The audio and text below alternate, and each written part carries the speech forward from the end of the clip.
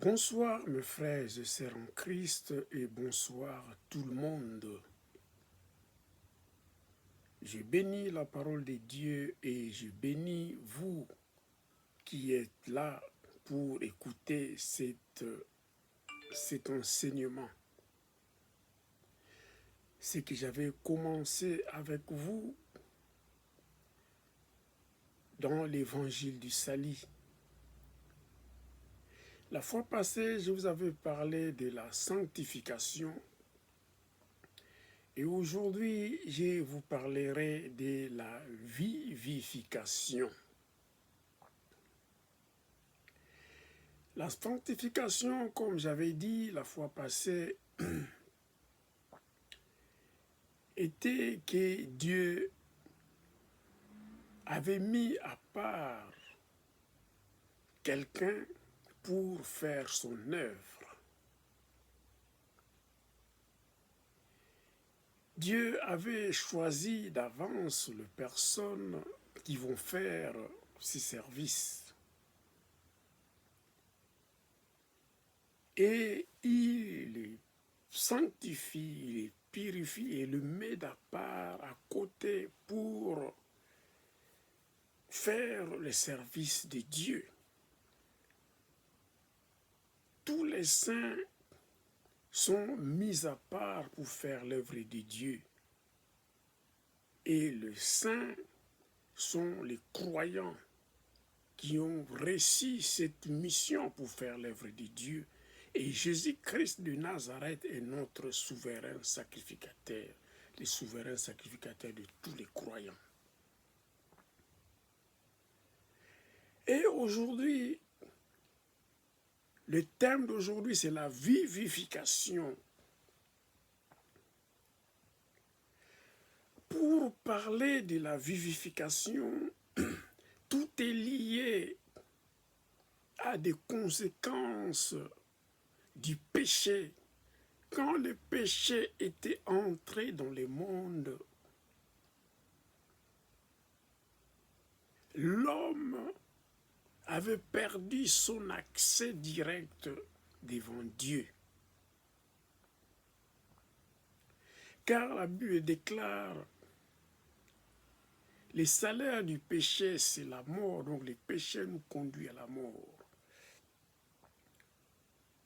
Mais ici, une des conséquences du péché, c'est la mort spirituelle. Ici, on parle dans le cadre de la vivification.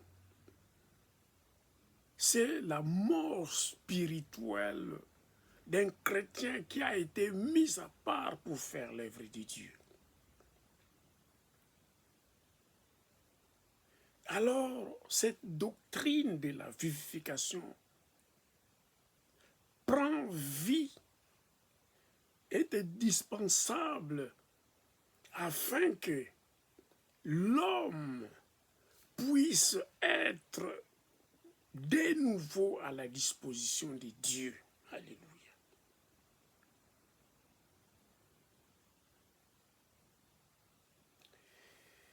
Donc, comme l'homme est entré dans la mort spirituelle comme conséquence du péché, il a besoin, pour être disponible, pour faire l'œuvre de Dieu, d'être vivifié. Alléluia.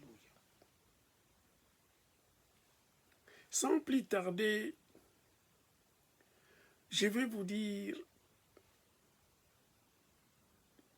la vivification dérive du verbe vivifier,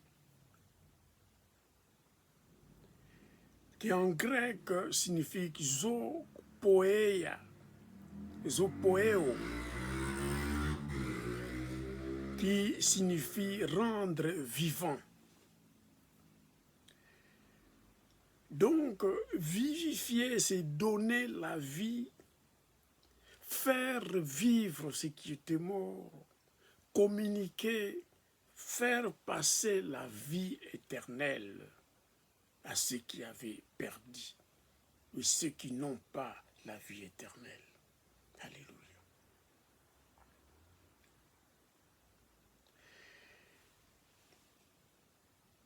La parole, l'écriture principale que nous allons considérer, c'est dans Éphésiens chapitre 2, verset 1, 2 et le verset 5. Et puis, nous allons lire encore d'autres versets pour entrer en profondeur, pour mieux comprendre que signifie la vivification. Alors, je vous lis déjà la parole de Dieu que j'avais déjà bénie dès le début. Éphésiens chapitre 2, verset 1 à 2, et on lirait également le verset 5. Pourquoi il faut qu'il y ait le passage donner, communiquer la vie éternelle, donner la vie, faire vivre ce qui était mort, qui est la mort spirituelle. Alors je lis la parole de Dieu au nom de Jésus. Éphésiens chapitre 2, versets 1, 2 et 5. Vous étiez morts par vos offenses et par vos péchés, dans lesquels vous marchiez autrefois, selon les trains de ce monde, selon les princes de la puissance de l'air, de l'esprit qui agit maintenant dans les fils de la rébellion. Verset 5. Nous qui étions morts par nos offenses, nous a rendus à la vie avec Christ. Entre parenthèses, c'est par grâce que vous êtes sauvés. Alléluia. Ici, comme j'avais dit, la mort spirituelle, c'est quand un croyant continue, persévère à vivre dans les péchés, dans ses offenses.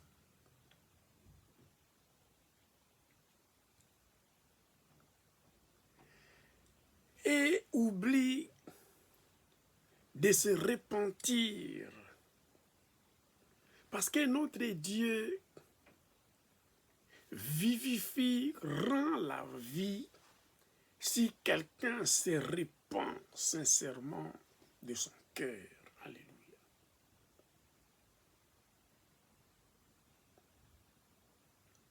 Alors Christ était mort sur la croix. Son sang fut versé pour la rémission de nos péchés. Donc, le pourquoi, la cause de la vie, de perdre la vie spirituelle, perdre, être tombé dans la mort spirituelle, c'est les offenses, c'est nos péchés. Vous étiez morts par vos offenses et par vos péchés. Donc, quand nous vivons dans les offenses, dans nos péchés, nous n'observons pas la volonté de Dieu. Nous sommes considérés comme morts.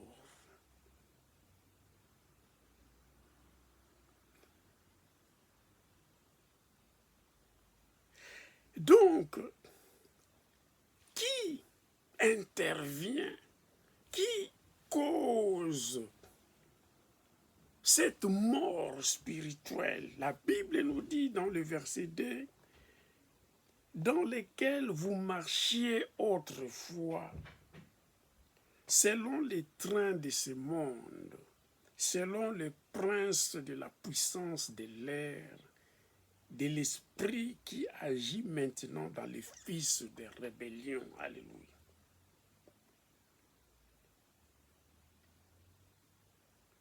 Quand nous avons accepté notre Seigneur Jésus-Christ comme notre unique Seigneur et Sauveur, le Saint-Esprit est venu habiter en nous. La vie était entrée en nous.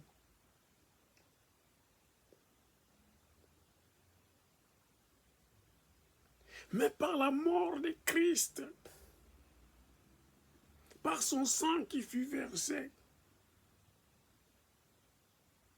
nous avions abandonné de marcher selon les trains de ce monde, selon les désirs de ce monde,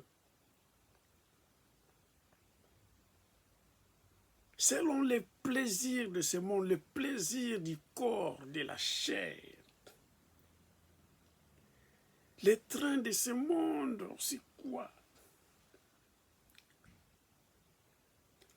Tout ce qui plaît à l'œil, le plaisir charnel, le plaisir du corps.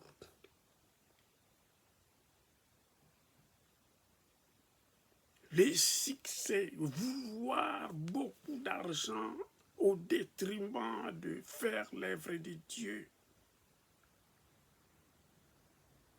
S'écarter du chemin que Dieu nous a dit de suivre.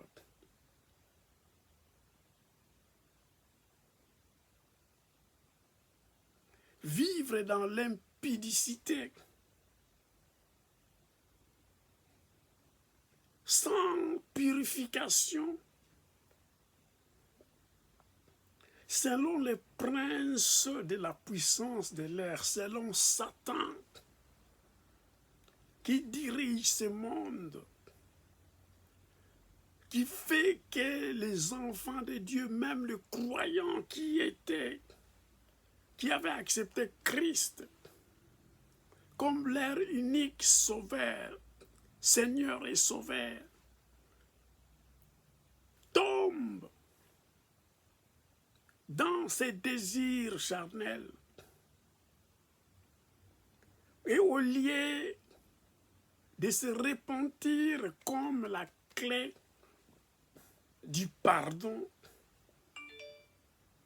pour avoir le pardon de nos péchés, alors l'homme abandonne la repentance, continue à suivre le train de ce monde, selon les désirs que Satan veut que les gens vivent ici-bas sur terre, afin que son camp soit rempli des infidèles.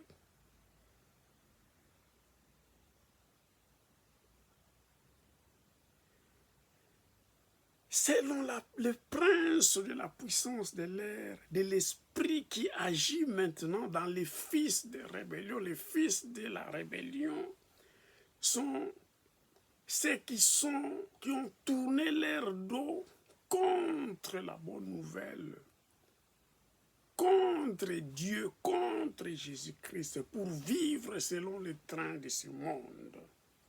C'est le fils de la rébellion. La rébellion, c'est quelqu'un qui avait Christ dans sa vie, qui abandonne, qui lâche tout et suivre le train de ce monde.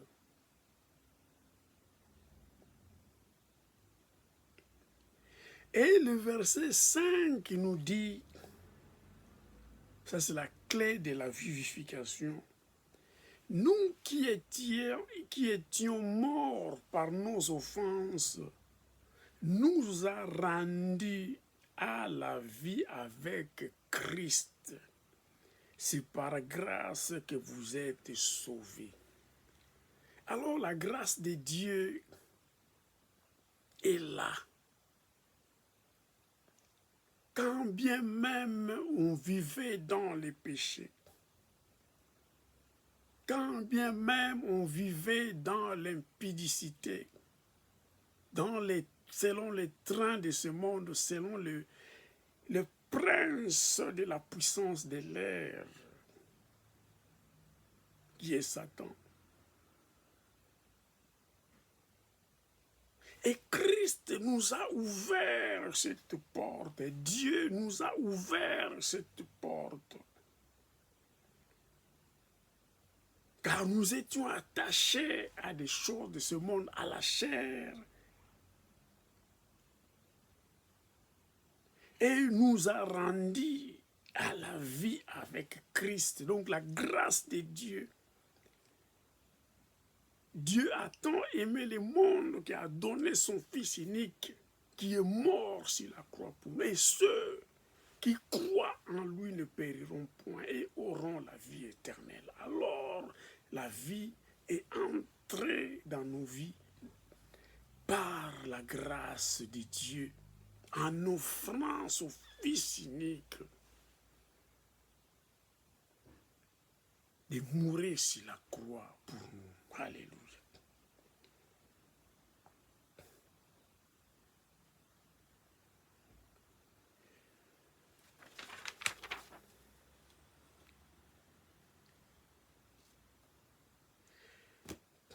Dieu est souverain.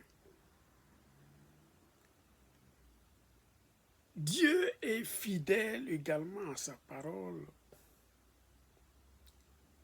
Il pardonne à ceux qui se répandent.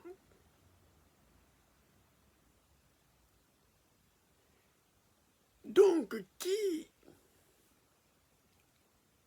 nous donne cette vie? Nous obtenons cette vie, cette grâce d'avoir la vie en nous.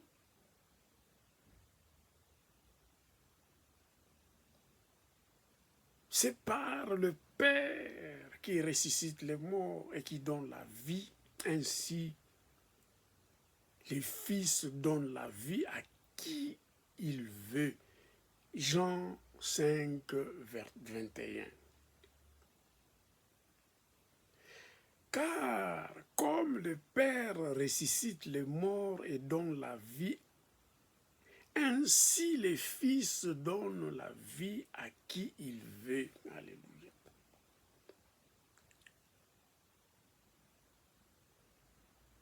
Donc Dieu le Père ressuscite le mort spirituel et donne la vie. Et Christ également, son Fils, donne la vie à qui il veut.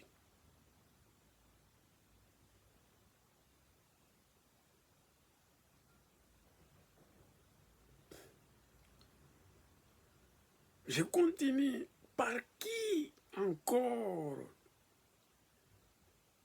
nous obtenions la vie après avoir perdu notre vie spirituelle? Nous sommes descendus dans la mort spirituelle après avoir été mis à part par Dieu pour l'œuvre de Dieu. La Bible nous dit que le Saint-Esprit également joue ce rôle. Voilà pourquoi je vous lis 2 Corinthiens chapitre 3 verset 6 qui nous dit « Il nous a aussi rendus capables d'être ministres d'une nouvelle alliance, non de la lettre, mais de l'esprit, car la lettre tue, mais l'esprit vivifie. » Si Dieu nous a choisis nous a mis à part pour faire son œuvre. Il nous a rendus capables d'être ses ministres pour cette nouvelle alliance avec Christ.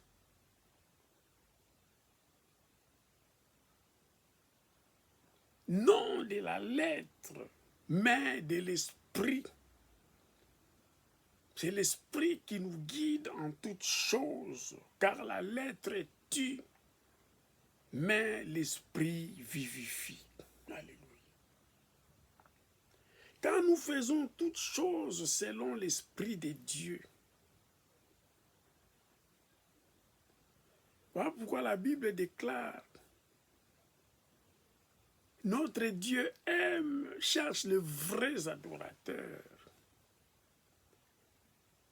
ceux qui l'adorent en esprit et en vérité. Si nous voulons être en connexion avec Dieu, nous devrions être connectés avec Dieu en esprit et en vérité. Alors, nous avons la vie en nous. Nous sommes vivifiés pour faire l'œuvre de Dieu. Quand nous restons constamment en contact avec le Saint-Esprit, nous marchons selon le Saint-Esprit. Quand le Saint-Esprit habite en nous, comme la Bible nous dit, alors la mort spirituelle n'a point d'espace, n'a point de place dans nos vies. Alléluia. Voilà pourquoi le roi David disait, il était un exemple de la repentance. Si vous lisez, vous pouvez lire les psaumes 51, quand il avait péché avec Bathsheba. Il s'était repenti. Et quelque part ailleurs également avait dit, ne me retire pas ton esprit. Il avait compris que la repentance et l'Esprit Saint, le Saint-Esprit marchent en commun. La repentance nous accorde le pardon, Dieu nous accorde le pardon par sa miséricorde. Et marcher par l'Esprit, c'est de ne pas donner l'accès à la mort spirituelle. Alléluia.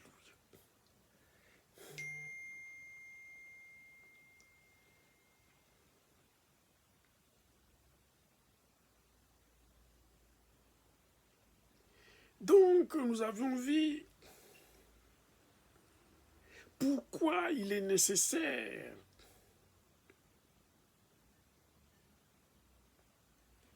la vivification, car nous marchons une fois.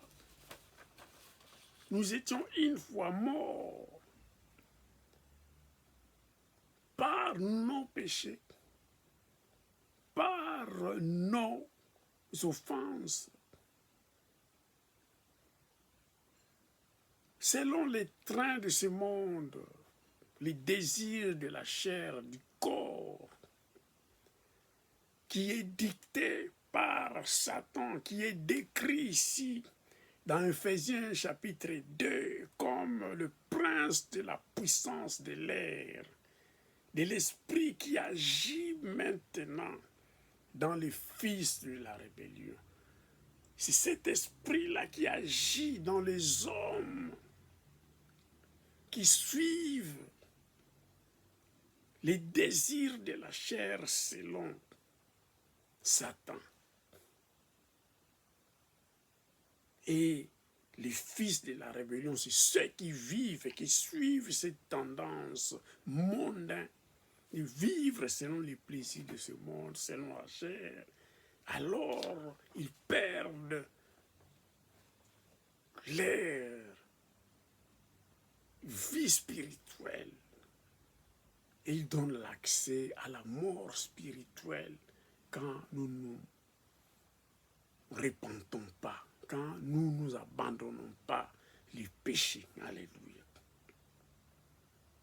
Mais par sa Dieu, par sa grâce, nous accorde la vie par la mort de Christ sur la croix à Golgotha.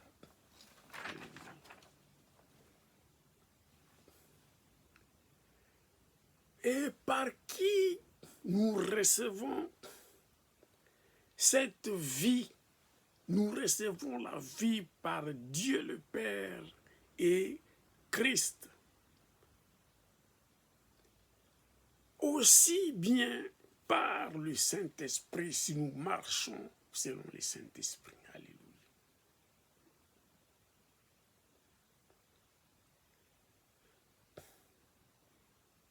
Mais à ce qui concerne les corps,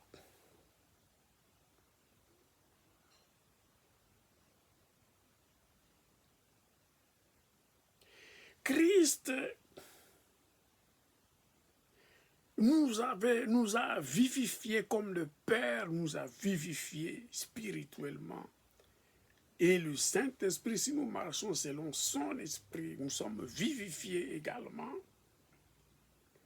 Mais notre corps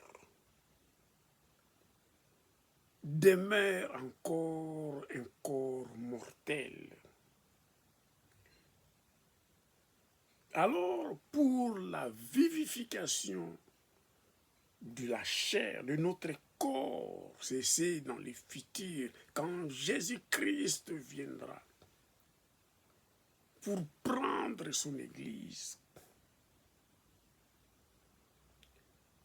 ceux qui seront en vie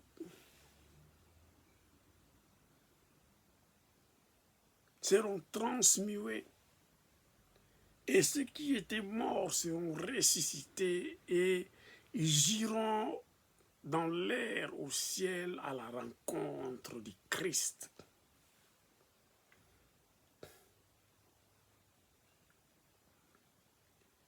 Et ce corps-là deviendra avec le Saint-Esprit immortel. Alléluia.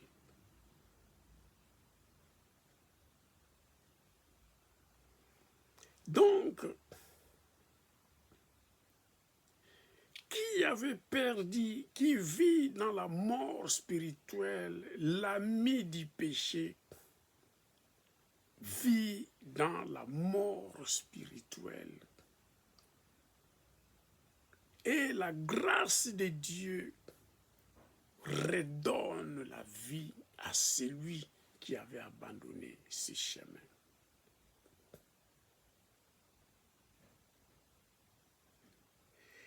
Dieu le Père et le Fils et le Saint-Esprit nous donnent la vie selon la grâce de Dieu. Alléluia.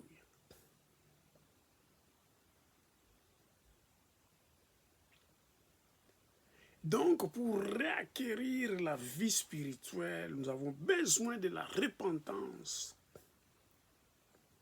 pour acquérir le pardon selon la miséricorde de Dieu. Notre Dieu donne la vie.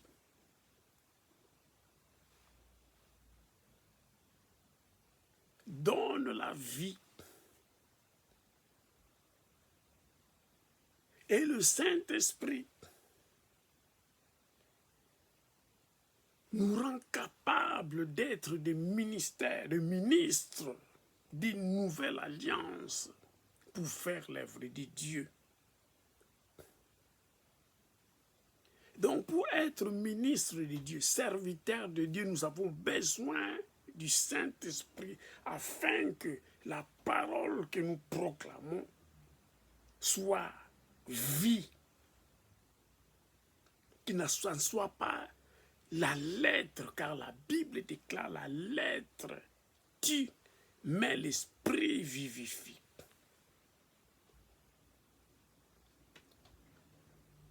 Dans Jean 6, 63 également nous dit, C'est l'esprit qui vivifie. La chair n'est rien, ne sert à rien. Les paroles que je vous ai dites sont esprit et vie. Donc, c'est l'esprit qui donne la vie à travers la parole de Dieu qui sont esprit et vie. C'est la parole de Dieu qui sont esprit et vie. Dans la Bible déclare également, la foi vient de ce qu'on entend et ce qu'on entend vient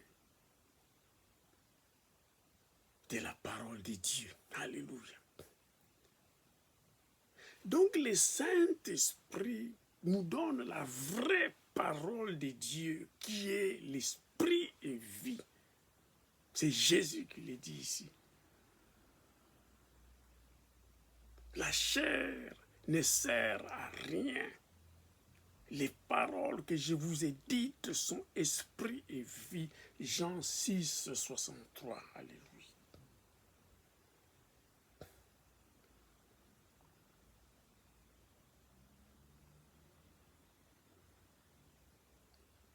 Pour citer, je vais vous dire,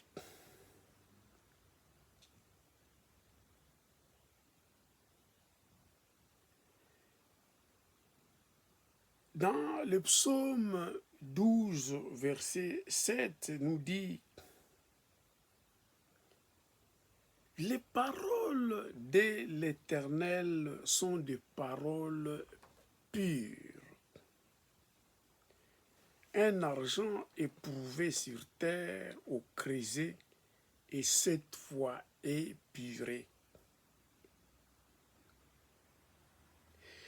Donc, un homme qui est en vie spirituelle a la parole, les paroles de Dieu. Et les paroles de Dieu, selon les psaumes 12, 7, les paroles de l'Éternel sont paroles pures. Un argent sur terre creusé, sur terre au creusé. Donc l'argent était mélangé avec la terre, mais dans les creusets, là où on purifie, pour avoir l'argent pur. Et cela est fait 7 fois pour rendre l'argent pur. Alléluia.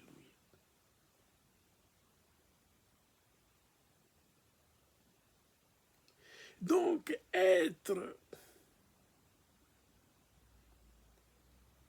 en vie, la vie spirituelle, c'est avoir la parole de Dieu selon Jésus-Christ. Il dit, les paroles que je vous ai dites sont esprit et vie. Car la parole, s'il n'est pas connecté avec l'esprit, c'est la mort.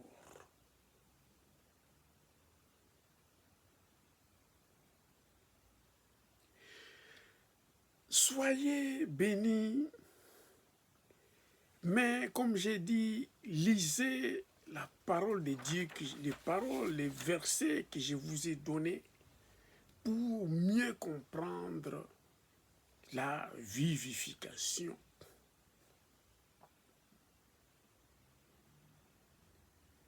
La repentance est essentielle pour obtenir le pardon. C'est la grâce de Dieu qui nous donne la vie, qui nous vivifie par Christ.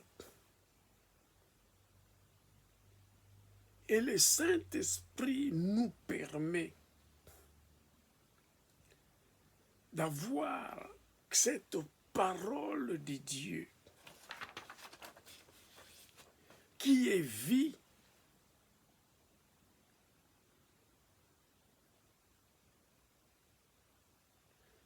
Sans l'Esprit de Dieu,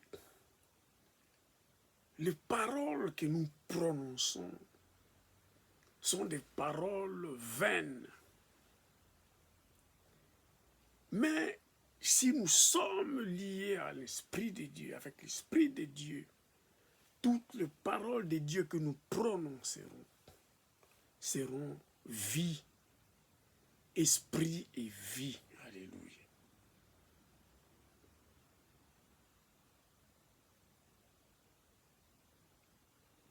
Que Dieu vous bénisse. Que la grâce de Dieu vous accompagne et méditons toujours la parole de Dieu et nous verrons ce que Dieu va faire dans notre vie. Alléluia. Prochainement, je voudrais vous parler de notre thème qui est important, comprendre un peu la rédemption. Alléluia. C'est toujours dans le cadre de l'évangile du salut. Soyez bénis et nous nous verrons prochainement. Bye bye, bye bye.